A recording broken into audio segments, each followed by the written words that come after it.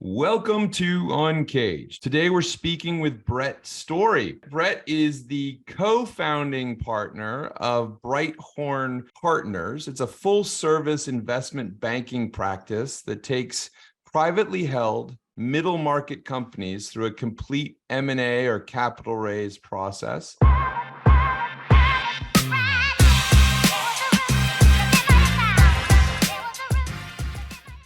We're going to go through a lot of detail on M&A and capital raising in a second. But before we get there, Brett, tell us a little bit about you and your career.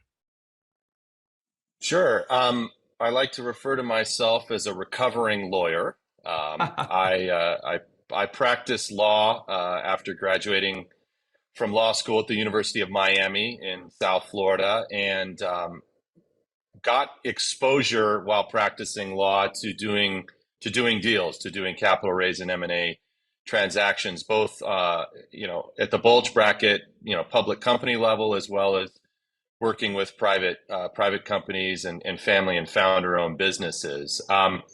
What I realized is I really liked doing deals. I really liked solving problems for those business sellers.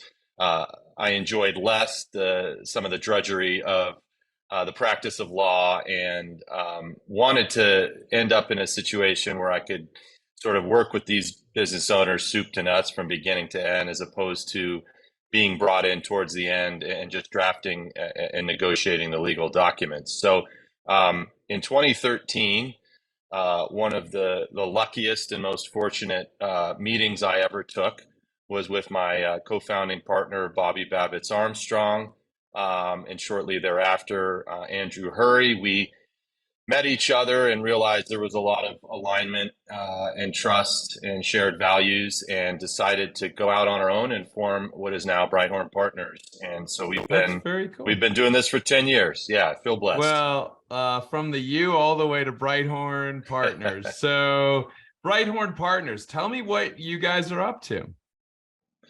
At this point, we're really specialized in working with business owners to help them solve some sort of challenge as it relates to either raising capital to grow the business, or those sellers who are contemplating a full or partial sale of the business.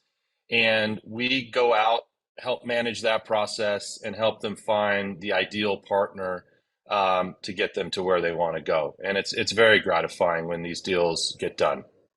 Do you guys focus on any specific verticals, or is it pretty much across the board?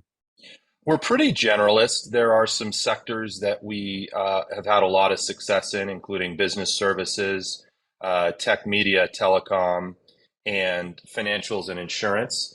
That said, the common theme or the common thread is really the seller profile or business owner profile. These tend to be family and founder-owned businesses that have grown through blood, sweat, and tears, and reach an inflection point where they've got both opportunities and challenges that they want to address.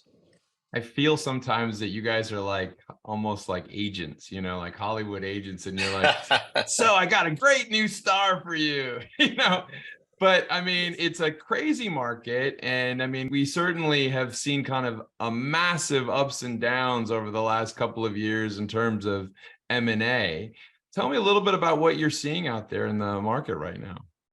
Yeah, well, to touch on something you just said, and I'm gonna steal that. I like to say we're agents, shrinks, high school football coach, and shoulder to cry on, all rolled into one. Because in the lower middle market, these businesses are so wrapped up with the seller's sense of personal identity and family, and the employees matter so much that there's a lot of psychology that goes into it.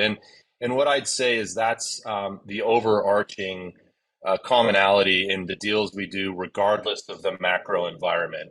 Obviously, coming out of COVID in 21 and 22, there was a voracious appetite for deals on the buy side among financial buyers, private equity, and strategic buyers. And so, and there were a lot of good companies that were looking to transact. There was a ton of activity. It's definitely slowed down somewhat this year, but there's still a ton of opportunity, a lot of buyers looking for quality businesses, and plenty of deals getting done. So before we started, you mentioned that you'd just been to a pretty important conference for the mid-market, small to mid-market. Tell me a little bit about what was going on there. Yeah, this is the Deal Max conference. It's put on by the Association for Corporate Growth, ACG, and it's held in Las Vegas every year. And it was a conference with thousands, quite frankly, of private equity and strategic buyers, as well as um, advisors like ourselves. And what's neat about it is you get to obviously meet face to face, in some cases for the first time with buyers that you may have only interacted with online. But you get to meet new buyers, both financial buyers and strategics, and for them it's valuable because they're able to get in front of advisors like us that work with companies. And there was a lot of optimism. Everyone recognizes there's some challenges right now. The headlines don't help, even though Yeah. they don't necessarily bleed down to the lower middle market, but there remains a lot of optimism and energy. It was a very rewarding conference. Just to kind of tweeze through, I mean, in the private equity space, I imagine they may be buyers for several companies that you guys work with. The private equity space has gone through a lot with, interest rates going up and things like that. I mean, what are you seeing on the PE side?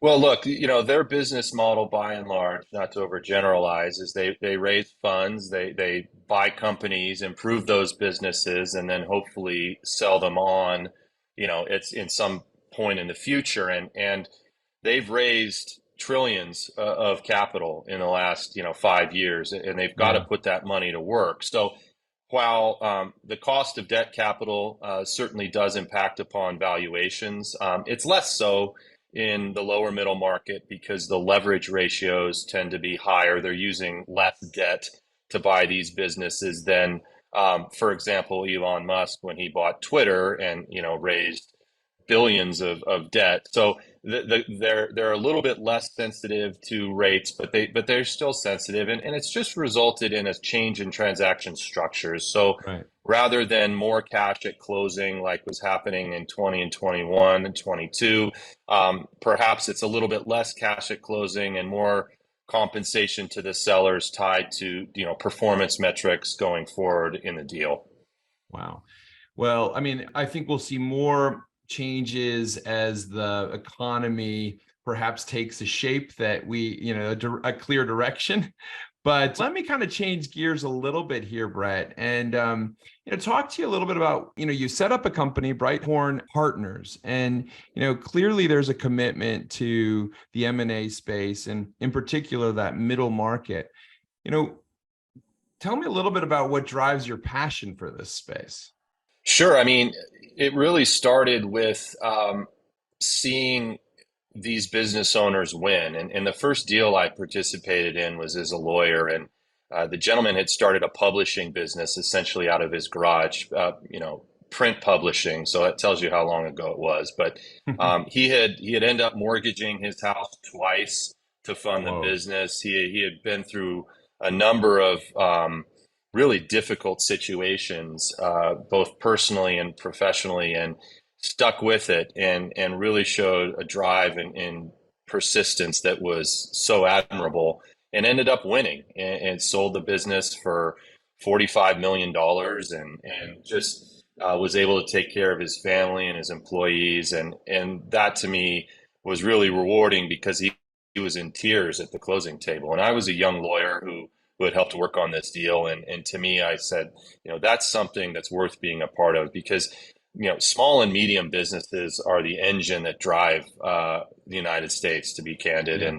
And there are a lot of ways you can affect people and do right by people and do some good working with these sort of smaller businesses. So that's at Yeah. the end of the day what it's about. Well, I mean, I completely agree. I love the mid-market SMB space. for all the reasons that you highlight. I often feel that it's a completely misunderstood space, and it really is the bedrock of our economy. And so you really hope that we get more focus on it. But Brett, I mean, here we are in 2023. I feel like the last 4 years have been such a roller coaster. Tell me a little bit about what you're seeing right now and in the near future. You know, we touched a little bit on the macro environment and headlines that don't help sellers who may feel trepidation about running a process and selling their companies. But, you know, there's still a lot of enthusiasm. The market is so big and there's so many different niches and verticals that are still doing really, really well that I'm excited. You know, I think there's a lot of opportunity. I do believe that there's some demographics that will mean more sellers are interested in probably an outright sale and transitioning out of the business. I think, you know, COVID fatigue, demographics, you know, age and or, you know, a minor recession may result in people saying, you know, enough's enough. I've done this for a long time and it's time to kind of cash out, so to speak, and go enjoy my life. Versus, you know, our typical deal is with a seller that's, call it 45 to 55, who's taking chips off the table, but continuing with the company. So we'll see if I'm right there. But otherwise, there's a lot of deals happening, and I'm really optimistic. That's great. Well, I mean, Brett, I know a lot of SMB companies are out there and certainly follow the show. If someone wanted to reach out to you, where's the best place to find you? Yeah, you can reach out to me directly at brett@britehorn.com. There's also a contact intake form on our website, www.britehorn.com, or please connect with me on LinkedIn. I spend a lot of my time talking to business owners, no pressure, no sales pitch, very consultative because this relationship is a two-way street. And if I can add value by giving some perspective on valuation or structure or who's buying in a certain industry, it's something I'm happy to do. Excellent. Well, Brett, thank you so much for being on the Uncaged show today. We've been speaking with Brett Story. He is the co-founding partner of Britehorn Partners, which is a full-service investment banking practice that takes privately held middle market companies through a complete M&A or capital raise process. It's a difficult process. It's something that you certainly need advice, and having people that have done it many, many times before is always helpful. Brett, thank you so much for being on the show, and we look forward to having you back. Yeah, it was my pleasure. Thanks so much. Cheers.